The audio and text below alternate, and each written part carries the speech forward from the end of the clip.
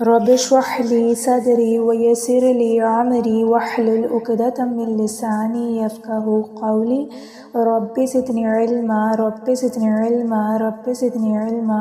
السلام علیکم ورحمۃ اللہ وبرکاتہ۔ آج اللہ جل شانہ کے کرم سے ہم سورۃ الغاشیہ کا آغاز کرنے جا رہے ہیں۔ سورۃ الغاشیہ کا تعارف۔ مقام نزول۔ سورہ غاشیہ مکہ مکرمہ میں نازل ہوئی ہے۔ اس سورت میں 1 رکوع اور 26 آیتیں ہیں۔ غاشیہ نام رکھنے کی وجہ۔ غاشیہ کا معنی ہے چھا جانے والی چیز، اور اس کی پہلی آیت میں یہ لفظ موجود ہے، اسی مناسبت سے اسے سورہ غاشیہ کہتے ہیں۔ سورہ غاشیہ سے متعلق حدیث۔ حضرت ضحاک بن قیس رضی اللہ تعالی عنہ نے حضرت نعمان بن بشیر رضی اللہ تعالی عنہ کی طرف خط لکھ کر پوچھا کہ رسول اللہ صلی اللہ علیہ وآلہ وسلم جمعہ کی نماز میں سورہ جمعہ کے ساتھ کون سی سورت کی تلاوت فرماتے تھے؟ آپ رضی اللہ تعالی عنہ نے فرمایا، حضور پر نور صلی اللہ علیہ وآلہ وسلم جمعہ کی نماز میں هل اتاک حدیث الغاشیہ کی تلاوت فرماتے تھے۔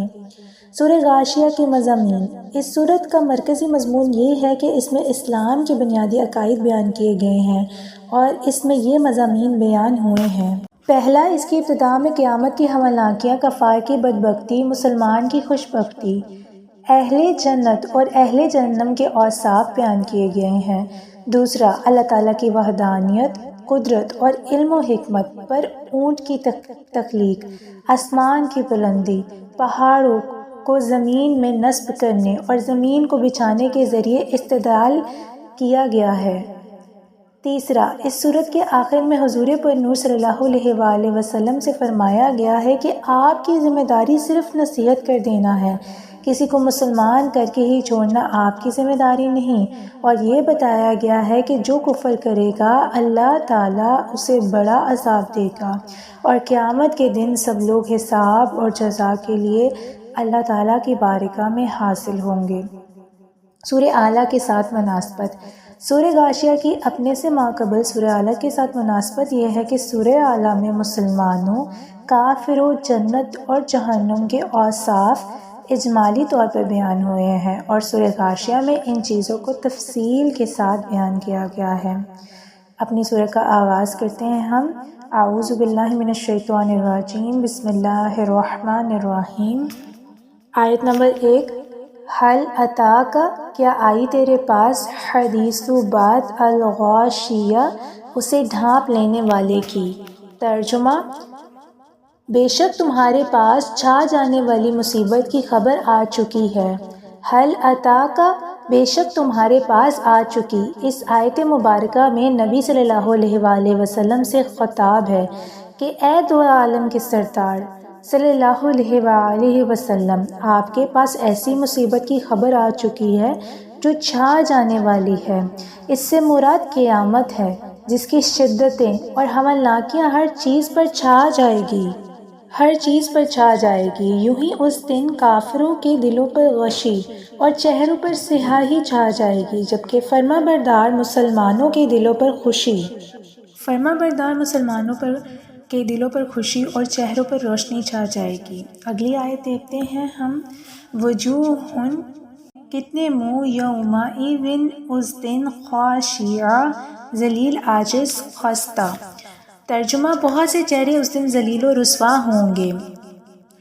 وجوہ، کتنے ہی منہ۔ قیامت کی خبر کا تذکرہ کرنے کے بعد یہاں ان احوال کا بیان کیا گیا ہے جو قیامت کے دن ظاہر ہوں گے۔ چنانچہ بہت سے چہرے جو دنیا میں اللہ والوں کے روبرو اکڑتے تھے، وہاں ہر طرح ذلیل ہوں گے، قبروں سے سر کے بل چل کر محشر میں پہنچیں گے۔ وہاں منہ کالے، دونوں ہاتھ باندھے ہوئے اور گلے میں توق ہوگا، ہر دروازے پر بھیک مانگیں گے مگر دھتکارے جائیں گے، اور ایک دوسرے پر لعنت کر رہے ہوں گے۔ عاملۃ، عمل کرنے والے، ناصبہ، مشقت اٹھانے والے، تصلیٰ، داخل ہوں گے، نارن، آگ، حامیہ، دہکتی ہوئی۔ ترجمہ، کام کرنے والے، مشقت برداشت کرنے والے بھڑکتی آگ میں داخل ہوں گے۔ عاملۃ ناصبہ، کام کرنے والے، مشقت برداشت کرنے والے۔ حضرت عبداللہ بن عباس رضی اللہ تعالی عنہما نے فرمایا کہ اس سے وہ لوگ مراد ہیں جو دین اسلام پر نہ تھے، بت پرست تھے۔ یہ کتابی کافر جیسے راہب اور پجاری کہ انہوں نے اپنی طرف سے عبادت اور ریاضت کے نام پر محنتیں بھی اٹھائیں، مشقتیں بھی جھیلی، اور نتیجہ یہ ہوا کہ جہنم میں جائیں گے۔ یوں ہی جوگی سادھو لوگ کہ دنیا چھوڑتے، لذتوں سے منہ موڑتے اور تکالیف اٹھاتے ہیں، مگر آخرت میں کوئی صلہ نہیں، اور یوں ہی بد مذہبیوں کے اپنے باطل عقائد کے تحفظ میں کوشش کرنا اور کتابیں لکھنا وغیرہ سب بے فائدہ رہیں گی، کیونکہ آخرت میں ثواب اور نجات کا دار و مدار رسول خدا صلی اللہ علیہ وآلہ وسلم سے وابستگی پر ہے، اور وہ انہیں نصیب نہیں۔ بغیر روح جسم بیکار ہے، اور بغیر ایمان عبادت برباد۔ اگر آیت میں مشقت سے مراد آخرت کی مشقت ہے تو یہ اس مشقت کو اس لیے اٹھائیں گے کیونکہ انہوں نے کفر کے مقابلے میں ایمان کو اختیار نہیں کیا، اور روزہ رمضان، گرمیوں کے حج اور جہاد کی تپش نہ جھیلی، لہٰذا اس آگ کی گرمی جھیلنا پڑے گی جو دنیا کی آگ سے 70 گنا تیز ہے، اور مشقت کی صورت قیامت کے دن اس طرح ہوگی کہ وہ آگ کے پہاڑ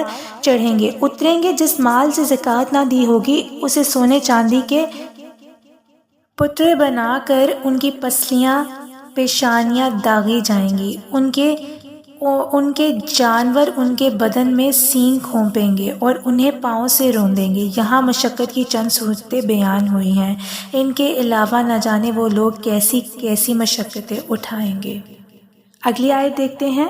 تسقیٰ، پلائے جائیں گے، من ایک، عین، چشمے، آنیہ، کھولتے ہوئے سے، لیسا، نہ ہوگا، لہم، واسطے ان کے، طعام، کھانا، الا، مگر، من ضریع، کانٹے دار جھاڑ کا، لا یسمن، جو نہ موٹا کرے، ولا یغنی، اور نہ بے پرواہ کرے، من جوع، بھوک سے۔ ترجمہ، انہیں شدید گرم چشمے سے پلایا جائے گا، ان کے لیے کانٹے دار گھاس کے سوا کوئی کھانا نہیں، جو نہ موٹا کرے گا اور نہ بھوک سے نجات دے گا۔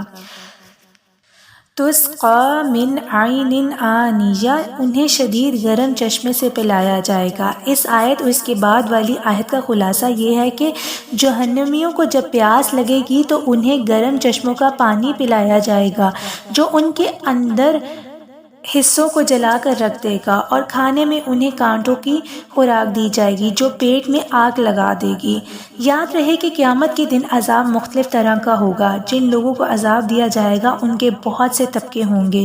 بعض کو زقوم، تھوہڑ کا درخت کھانے کو دیا جائے گا، اور بعض کو غسلین یعنی دوزخیوں کی پیپ، اور بعض کو آگ کے کانٹے کھانے کو دیے جائیں گے۔ انہیں مختلف اقسام کی وجہ سے قرآن پاک میں مختلف مقامات پر جہنمیوں کے کھانے کے لیے مختلف اشیاء بیان کی گئی ہے۔ نیز آیت نمبر 6 میں ضریع کا لفظ ہے۔ ضریع عربی میں ایک کھار دار زہریلی گھاس ہے جو جانور کے پیٹ میں آگ سی لگا دیتی ہے، نہایت بدمزہ اور سخت نقصان دہ ہوتی ہے۔ کفار کے ساتھ اس خوراک کی مناسبت یہ ہے کہ چونکہ کفار دنیا میں سود، جوئے وغیرہ حرام کمائیوں کی پرواہ نہ کرتے تھے اور شریعت کی پابندیاں توڑ کر کھاتے تھے، اس لیے انہیں یہ کھانے دیے جائیں گے۔ لا یسمن، جو نہ موٹا کرے، یعنی ان سے غذا کا نفع حاصل نہ ہوگا، کیونکہ غذا کے دو ہی فائدے ہیں، ایک یہ کہ بھوک کی تکلیف دور کرے اور دوسرا یہ کہ بدن کو طاقت پہنچائے، اور یہ دونوں ہی وصف جہنمیوں کے کھانوں میں نہیں بلکہ وہ کھانا تو حقیقت میں شدید عذاب کی ایک قسم ہے۔ ان آیات سے ہمیں کیا سبق ملتا ہے؟ ہمیں یہ سبق ملتا ہے کہ قیامت کا دن بہت دردناک ہے، اور بہت سارے لوگ دنیا میں مشقتیں کرتے ہیں، یہاں پہ جیسے اگزامپل دی گئی، سادھو لوگ سارا کچھ چھوڑ دیتے ہیں اور مختلف طرح کی عبادات میں لوگ مصروف ہیں اور اتنی مشقتیں اور محنتیں اٹھاتے ہیں، لیکن ان محنتوں کا کوئی فائدہ نہیں ہوگا۔ جو غیر مذہب لوگ ہیں جن کے عقائد غلط ہیں، وہ کس طرح کی مشقتیں اور محنتیں کرتے ہیں، لیکن وہ ساری محنتیں مشقتیں ضائع چلی جائیں گی اور اس کا صلہ انہیں دردناک عذاب سے اور جہنم کے اندر پیپ پلائی جائے گی، اور ان کا صلہ ان کو ایسے دیا جائے گا کہ آگ والے درخت ان کو کھانے کے لیے دیے جائیں گے، کانٹوں دار چیزیں کھانے کے لیے دی جائیں گی۔ تو آج ہم نے جہنمیوں کا یہاں پہ حال دیکھا کہ کیا ہوگا اور انہیں کیا کھانے کے لیے دیا جائے گا۔ اللہ رب العزت سے دعا ہے کہ ہمارے اعمال اتنے بلند فرما دیں کہ ہمیں اس عذاب سے بچایا جائے اور ہمیں نیک عمل کرنے کی توفیق عطا فرمائے۔ سبحانک اللہم و بحمدک، اشہد ان لا الہ الا انت، استغفرک و اتوب الیک۔